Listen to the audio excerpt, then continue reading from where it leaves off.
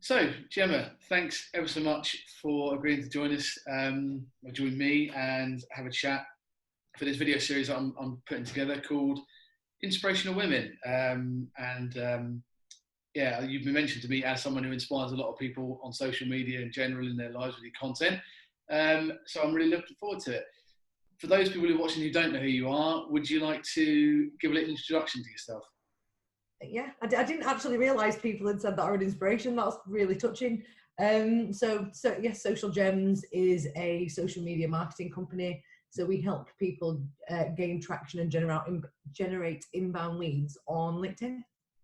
Okay, fantastic. And your current status on LinkedIn, you've got a large following on there. You've got a really good set of connections, and I guess it kind of helps if you're going to be saying to people, we can get you to generate business on LinkedIn. You kind of have to walk the walk first. So how did you go from, everyone starts with no connections once upon a time. What was your strategy to get to, what are you at now? I can't remember, sorry. 28,000. Which is a lot. And how did you go from, the low hundreds you can get to quite easily, but getting into that 10,000, 20,000, that's a real achievement. So what was your strategy? Did you have a strategy? It's been adapted over the years, to be fair. So I started in business to business sales when my son was about 6 months old. He's 7 now. And I'd gone from face to face. So I kind of got given a phone and a laptop and told to crack on. And because I'd always sold face to face, I kind of didn't really understand what to do.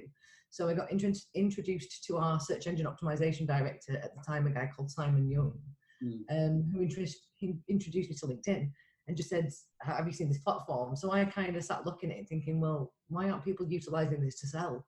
We make phone calls trying to get through to people. We usually get stopped by a receptionist. It usually takes about 6 or 7 phone calls to actually get through to the person you need to speak to. And 9 times out of 10, when you actually get through to that person, they've had 6 or 7 similar calls that day. So they're a little bit miffed by the time they get to you. Yep. So I thought it's kind of a direct line to that person. Why are people not utilizing this method?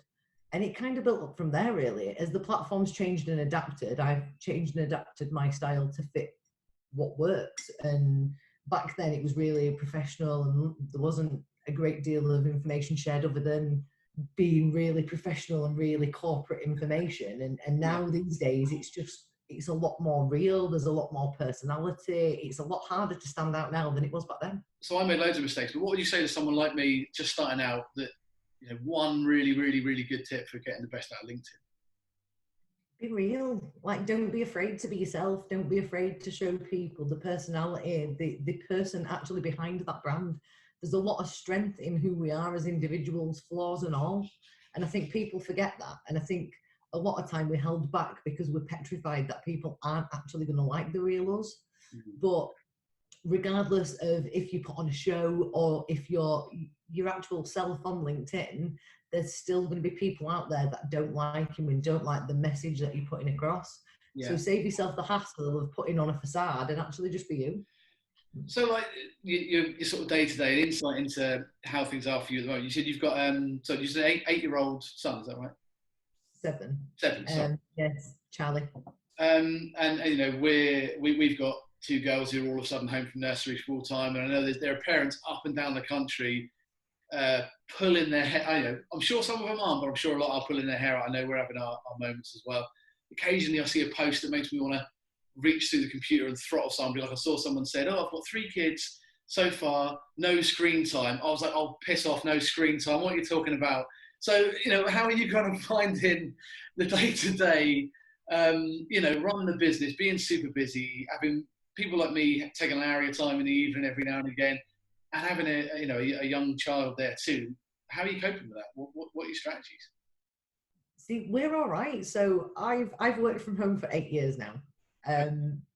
Josh, my partner, works from home as well, so we're kind of used to being stuck in each other's space. We went through the part of wanting to kill each other about 6 months ago, so it was just having Charlie to the mix. And Charlie's not a typical 7-year-old, so he's quite self-sufficient. He'll look after himself, do the work that he needs to do, because he knows, well, do you know what, if I listen to her for this amount of time, I get this amount of time on my Xbox, or this amount of time on my iPad. So it's not really that hard for us at the moment. And Josh, my partner's been furloughed at the moment, so he's kind of taking over that side, and I just do my thing. Coming back to the sort of the series that I'm trying to put together here, Inspirational Women, I genuinely hope that, it might be a man, it might be a woman. I don't think there's necessarily, I don't want to target necessarily people getting value from it that are only one gender, but what I want is for people to look at someone like you who's started their own business, is doing really well, and kind of understand when that transition took place. So that transition from, being on the corporate payroll, working in a traditional 9-to-5 job, to going, actually, that's it, I'm going to go out on my own, I'm going to take the plunge. I think there are a lot of people who feel like they want to do it, they maybe even have a really good idea, and for whatever reason, something holds them back. So I genuinely want people to look at your story or other people's stories and be inspired to go and do something for themselves. It was just, I worked for a company called the British Institute of Recruiters. They're a governing body for the recruitment space. Yeah. I didn't really have anything against what I did. But with LinkedIn, the leads we were actually generating were all aimed at me and all aimed at people asking me to help them with LinkedIn. So I ended up helping people all the time for nothing. and giving them help and advice and kind of adding it to the package that we already had, just to get that business in for the people I worked for. And I kind of sat there and went, well, do you know what? My passion's always been LinkedIn.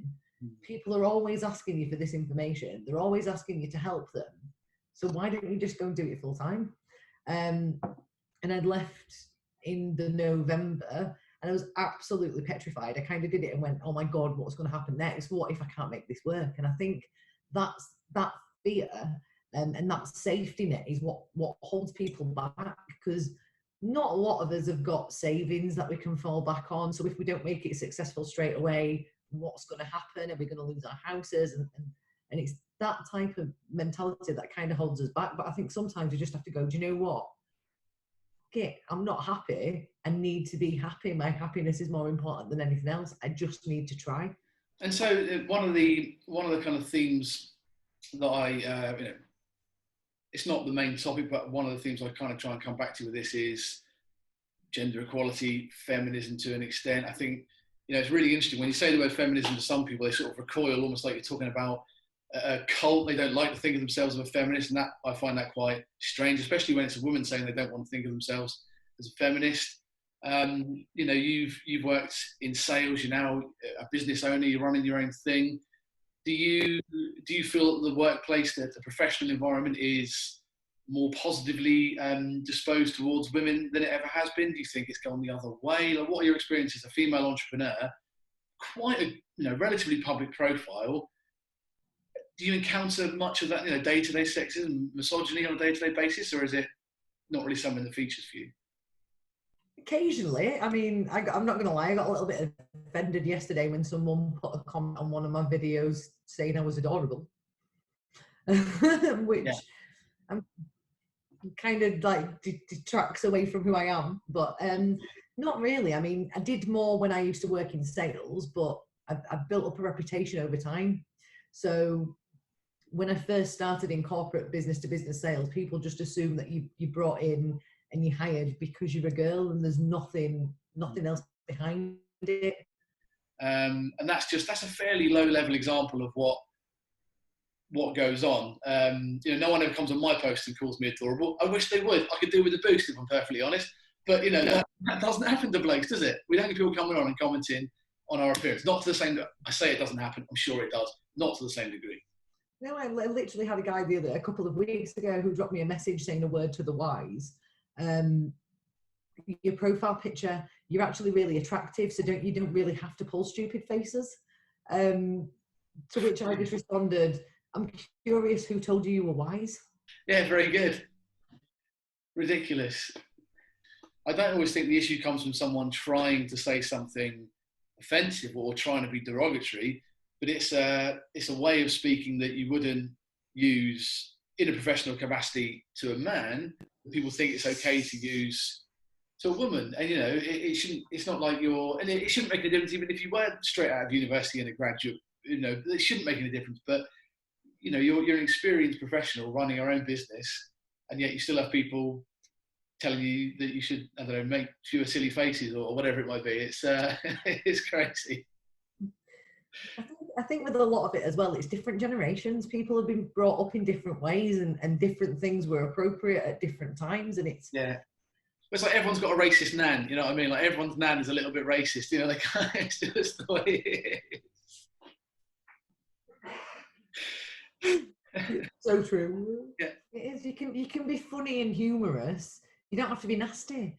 I mean, I've had comments on videos where people have just literally gone, "You've got big teeth," and you kind of sit there and think, I don't really understand what you're trying to achieve with that. Like, do you realize that people that actually would work with you can not only see the content you share, but they can see the comments that you put as well?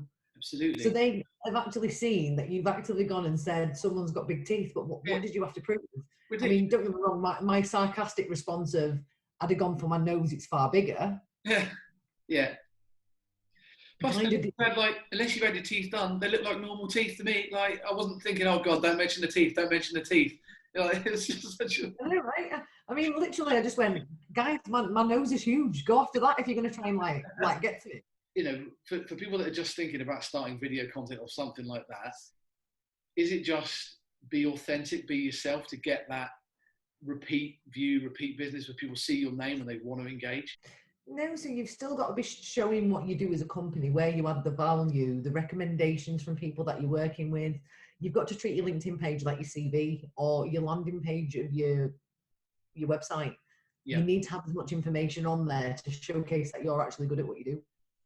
Enjoy being who you are, you know, and for me at the moment, the most important thing is being a good dad, and I'm really trying to throw myself into that and not get too wound up at being ignored 1,000 times a day, you know. But I think it's great. I think it's brilliant. I think the reason you are successful is because you're not trying to be something you're not at all. I have to turn certain aspects of my personality down, so I can be quite abrasive at times. So I have to kind of hide that a little bit, or I just piss everybody off constantly.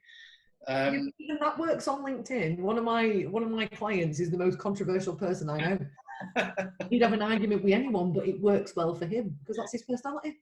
Yeah, true. I don't keep it in the bag entirely, but I just think, sometimes I'm taking a deep breath. I'm counting to 10. I'm walking away a bit more than I used to. But there does seem to be more equality on LinkedIn than perhaps there is in a traditional working or boardroom environment, because people can choose who they engage with. There isn't a virtual glass ceiling on LinkedIn. If you're posting up stuff that people like, they will come and talk to you. They will promote you. They will engage you. There isn't some, you know, douchebag boss saying, I'm not going to promote her because she's a woman. I don't want her in that position. I'm not going to promote this guy because he didn't go to this school or whatever it might be. If people like you, they find you and they engage with your content. To be fair, that's what I love about it. So when I actually started using it, I was just a business development executive. Definitely. I mean, my next door neighbour, bless her, she's on her own. And she makes cupcakes. So literally, the only interaction she has at the moment with the outside world is when she makes cupcakes and knocks on my door and drops them off on my doorstep. Bless her.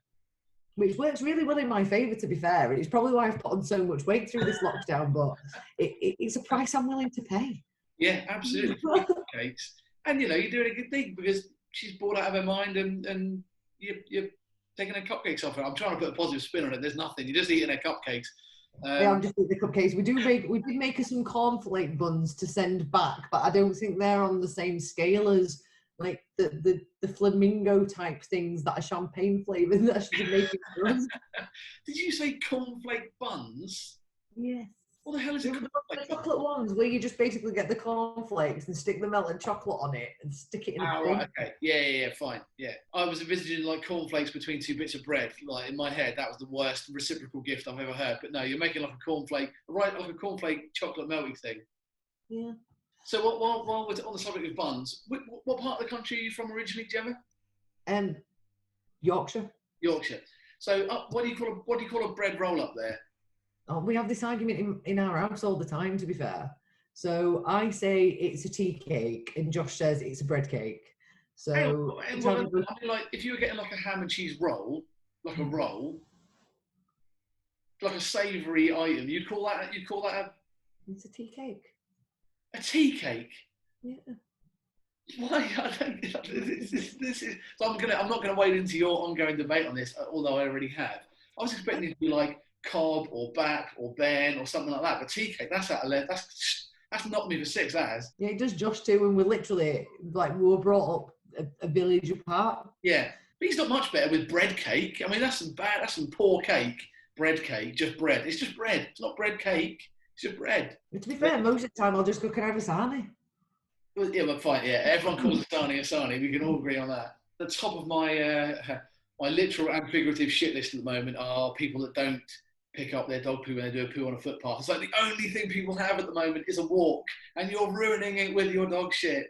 We have the little bags on the lead. Because No. I am ridiculous at remembering things. So if it's not there, I'll forget it. So I've literally attached it with a little keyring onto his lead so I can't forget. So organised. But it's like, you know, everyone, we're all human, we all make mistakes. If you forget to take the little baggies with you, just flick it under a hedge with a stick or something. It's not, you know, it will biodegrade eventually. Don't leave it in the middle of the footpath. Like when I see my kid running towards a massive pile of dog shit, it's like it happens in slow motion. I'm just like, no. And she's barreling towards it. And at that moment in time, I could just murder the person that's let that happen. You know, it's just terrible, terrible, terrible. See, we've got dogs, and I panic because we've got AstroTurf, so I have to physically disinfectant the AstroTurf every a couple of times a week. Yeah. Because I panicked about kids and poo and bacteria, and what if they get it in their eye? They can be blind. I know, blinded. I was told, like, when I was a kid, we were told dog poo. That's it. If you get it in your eyes, you're going blind. Mm. I've never met a person blinded by dog poo. No, but it's still a real worry, because what if he's right? Yeah, you're the one in a million. You don't want to take that chance, do you? No, it's like the whole myth with the parents of, oh, you can't have the lights on in the car, you'll get in trouble with the police. Where is this rule? Yeah, that's true. Although as a parent now, do you find it is distracting when the lights are on in the car when you're driving? Yes. So it was a convenient lie. It was a lie for our safety. Are there any other sort of causes worldwide or locally to you that you kind of, is there anything you've seen recently that's interesting? Have you seen people doing anything particularly noble or charitable that you kind of thought, oh wow, that's really lovely? I mean, you know, there's some really good stuff going on out there. That guy, Captain Tom, raised like £50 million by walking around his garden. Really heartwarming, lovely story. But is there anything that you've seen that you kind of think is cool? So this, because Tom's Yorkshire, there's loads of different pictures and things and pieces of graffiti that have popped up everywhere of him, which is fab. And there was a guy, I shared a picture last week. There's a guy near us that has literally dedicated so much time to colouring his whole house in chalk in support for the NHS. And I was like, oh my God, the amount of time that's taken. It's unreal. And it just showed how many people are coming together, and it's actually really nice to stand out on the doorstep and listen to everyone clapping and hearing that support. And I think as a whole, the whole world at the moment, that community spirit is coming back. Mm. And it's been lost over the years. I mean, my mum and dad are a lot older than you'd expect them to be. So my mum's nearly 80. Right. My dad died just before Charlie was born. And I was always brought up on that old school type mentality of everyone looked after each other. I mean, yeah. my dad just let down the pit, so like you were nice to everyone. You had a decent sense of humour. My mum was a foster parent, so it was you never judge people. You don't know what's going on behind closed doors. Mm. So I was with that type of mentality, and the fact that they were older, I was brought up on old school morals and ethics. Mm. And I've struggled on occasion to actually get on with people my own age because we have very different ethics and morals. Yeah. But it's nice to see that look after each other, help each other, be there for each other's all coming back. And it really needed to, because we'd kind of got to a point where no one even knows who the neighbours are anymore. It's really weird, isn't it? I think feminism is having a crisis of PR, because if you look at the dictionary definition of feminism, or what I consider feminism to be, it's basically saying no woman should ever have a shittier lot in life than a man because she's a woman. Simple as that. And whatever that means, if that means you need to, you know, have checks and measures in place, whatever. I don't know what the structures are that make that happen, but a woman should have the exact same rights to be judged on her merits as a man. End of conversation. And that for me is feminism. So if you don't believe that, you're not just not a feminist, you're a bit of a sexist knobhead, aren't you, really? If you don't think everyone should have equal opportunities, you're a bit of a knobber. But it's when, you know, I consider myself, or I'm trying to be, an ally to that cause, because my wife has struggled with gender inequality. My mum was super amazing when we were growing up. She worked, she raised me on her own. And I want my kids to enter a world, like I said, where they can have the same opportunities as a man or boy their own age. So, Jemma, it's been really, really great talking to you tonight. I've really enjoyed getting to know you. I hope everyone that's listened in feels like they've learned a little bit about you and a little bit from you as well. So, yeah, thank you very much. I don't know if you want to say a sign-off goodbye to all your adoring fans, or you're just going to say cheerio and leave it at that. Just in a bit, losers. See you later. Perfect. And on that note, I'll speak to you later. Speak to you later. So the charity I want to nominate is Prince of Wales Hospice. The reason for this is they've done a fantastic job for me and my family in the past. My sister and father unfortunately passed from cancer, and the Prince of Wales Hospice did make the last few months of both their lives more manageable and more bearable.